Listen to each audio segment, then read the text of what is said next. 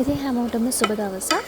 අද මම අරන් ආවේ ලස්සන රස රතුවල කැරයක් මම හදාගත්ත රෙසිපි එක ඔයාලත් එක්ක ෂෙයා කරගන්න. ඉතින් පළවෙනි ස්ටෙප් එක විදිහට අපි කරන්න ඕනේ මුලින්ම රතුවල වල පොතු ටික අයින් කරගන්න එක.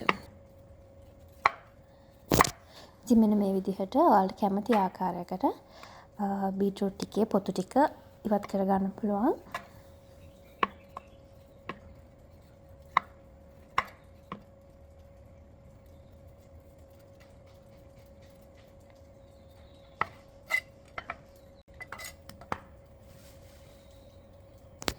අද මල් ළඟ සාමාන්‍ය ප්‍රමාණයේ බීට්‍රූට් ගෙඩි 3ක් තියෙනවා. ඉතින් මේ විදිහට අපි සුද්ධ කරගත්ත බීට්‍රූට් ගෙඩි ඊළඟට අපි තීරු වශයෙන් කපා ගන්නයි යන්නේ. මම මෙතනදී මුලින්ම පෙති විදිහට කපලා ඊළඟට මම ඒක තීරු විදිහට කපා ගන්නවා. මොකද ඒ ක්‍රමය මට ලේසි නිසා.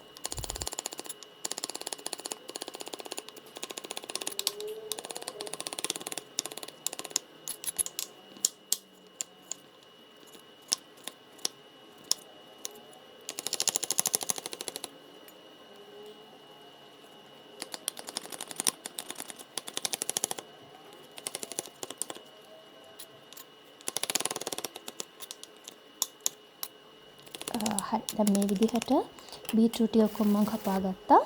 ඊට පස්සේ ටික මම භාජනයකට දාගන්නවා.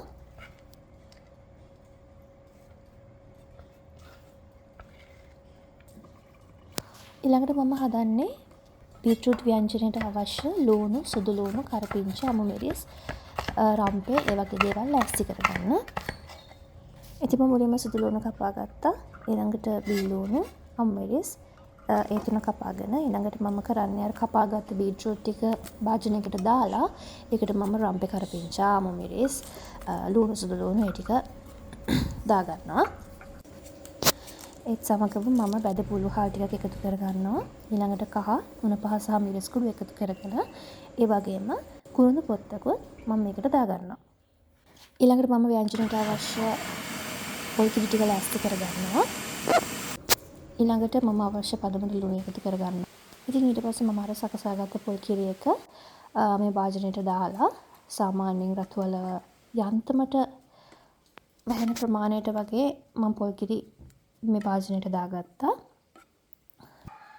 ඉතින් ඊට පස්සේ මම පියනකින් රතුවල එක වහලා ලිප පත්තු කරගන්නවා.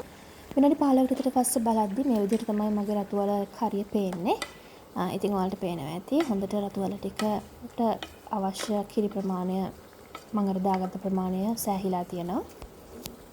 ඉතින් තව විනාඩි 10ක් විතර වහලා මේක හිඳ ගන්න ඕනේ. ඒ විදිහට තමයි මම හදන්නේ.